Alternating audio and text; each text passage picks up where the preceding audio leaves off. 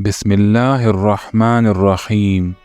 ربیع بن سلمان کہتے ہیں کہ میں حج کے لیے جا رہا تھا۔ میرے ساتھ بھائی اور ایک جماعت تھی۔ سفر کے دوران جب ہم کوفہ میں پہنچے تو میں نے ساتھیوں سے کہا بازار سے کچھ خرید لیتے ہیں تاکہ سفر میں کام آ سکے۔ فرمایا میں بازار میں گھوم رہا تھا کہ ایک جگہ پر خچر مرا پڑا تھا اور ایک عورت جس کے کپڑے بہت پرانے تھے وہ چاقو سے اس خچر کے گوشت کو کاٹ کر ایک تھیلے میں ڈال رہی تھی۔ میں سوچنے لگا کہ یہ تو مردار گوشت لے کر جا رہی ہے، شاید یہ لوگوں کو مردار گوشت کھلا رہی ہو۔ میں چپکے سے اس کا پیچھا کرنے لگا تو میں نے دیکھا کہ وہ عورت ایک مکان میں پہنچی جس کا دروازہ بہت اونچا تھا۔ اس عورت کے دروازہ کھٹکھٹانے پر اندر سے آواز آئی، کون ہے؟ تو اس عورت نے کہا کھولو، میں بدحال ہی ہوں۔ دروازہ کھولا گیا تو اندر سے 4 لڑکیاں آئیں جن کے چہرے پر بدحالی تھی اور مصیبت کے آثار نظر آ رہے تھے۔ اس عورت کے اندر جانے کے بعد میں دروازے کے سوراخ سے اندر جھانک رہا تھا۔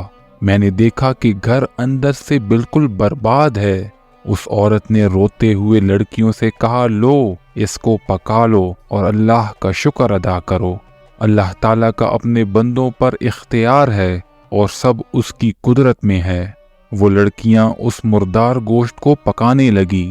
میں نے باہر سے آواز دی، اے اللہ کی بندی اس کو نہ کھاؤ۔ وہ کہنے لگی تم کون ہو؟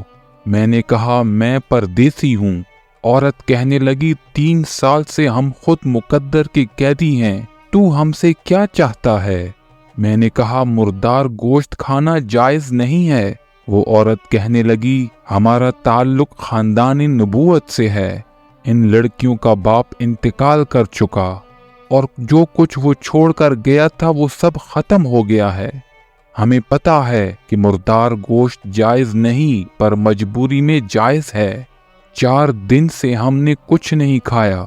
ربیع کہتے ہیں کہ ان کے حالات سن کر میں رو پڑا اور میرا دل بے چین ہو گیا۔ واپس آ کر میں نے بھائی سے کہا کہ میں نے حج کرنے کا ارادہ ترک کر دیا ہے۔ اس نے مجھے سمجھایا اور کہا کہ اس کی بہت فضیلت ہے اور انسان کے گناہ معاف ہو جاتے ہیں۔ میں نے کہا کہ بس حج کے لیے نہیں جا سکتا۔ میں نے اپنے کپڑے، احرام اور 600 درہم نقد موجود تھے، وہ لے کر ان سے آٹا لیا اور باقی جو درہم بچ گئے وہ آٹے میں رکھ کر اس عورت کے گھر پہنچ گیا۔ اس عورت نے اللہ کا شکر ادا کیا اور کہنے لگی، اے ابن سلمان، اللہ تیرے اگلے پچھلے گناہ معاف کرے اور تجھے حج کا ثواب عطا کر دے اور جنت میں اعلیٰ مقام عطا فرمائے۔ اس کی بیٹیوں نے بھی مجھے بہت دعائیں دی۔ ربیع کہتے ہیں کہ حج کا قافلہ روانہ ہو گیا اور میں کوفہ میں ہی پڑا رہا، یہاں تک کہ لوگ حج سے واپس بھی آنے لگے۔ میں نے سوچا کیوں نہ ان کا استقبال کیا جائے اور ان سے اپنے لیے دعا بھی کروائی جائے۔ جب حجاج کا ایک قافلہ میرے سامنے آیا تو مجھے اپنے حج سے محرومی پر افسوس ہوا اور آنکھوں سے آنسو نکل آئے۔ میں نے ان سے کہا کہ اللہ تمہارا حج قبول فرمائے اور جو اخراجات ہوئے اللہ اس کا بدلہ عطا فرمائے۔ تو ان میں سے ایک شخص کہنے لگا یہ کیسی دعا دے رہے ہو؟ تم تو خود ہمارے ساتھ عرفات کے مقام پر تھے۔ میں دل میں سوچنے لگا کہ یہ اللہ کا لطف ہے۔ اسی دوران میرے بھائی اور جماعت والے بھی آ گئے۔ میں نے ان سے کہا کہ اللہ تمہارا حج قبول فرمائے۔ وہ بھی کہنے لگے کہ تم بھی تو ہمارے ساتھ عرفات میں تھے، جمرات پر بھی تھے، آپ ایسے کیوں کہہ رہے ہو؟ کیا ہوا؟ بھائی کہنے لگے کہ آپ تو ہمارے ساتھ مکہ میں بھی موجود تھے اور مدینہ میں بھی۔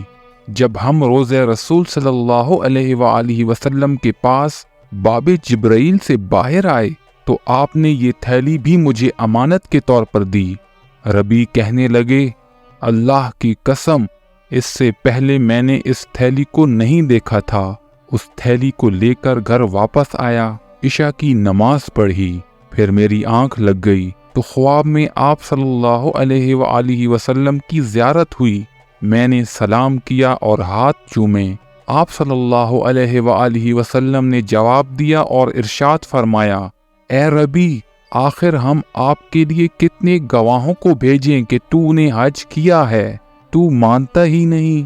سن، بات یہ ہے کہ جب تو نے اس عورت پر جو میری اولاد تھی صدقہ کیا اور اپنا حج ملتوی کر دیا تو میں نے اللہ سے دعا کی کہ وہ تجھے اس کا نعم البدل عطا فرمائے، تو اللہ تعالیٰ نے ایک فرشتہ تیری صورت کا بنا کر اس کو حکم دیا کہ وہ قیامت تک ہر سال تیری طرف سے حج کرے، اور دنیا میں تجھے 600 درہم کے بدلے 600 دینار عطا کیے۔ تو اپنی آنکھ ٹھنڈی رکھ۔ جب میں سو کر اٹھا اور اس تھیلی کو دیکھا تو اس میں 600 دینار تھے۔ امید ہے آج کی ویڈیو آپ لوگوں کو پسند آئی ہوگی۔ مزید ویڈیوز کے لیے میرے چینل کو سبسکرائب کریں۔ السلام علیکم ورحمۃ اللہ وبرکاتہ۔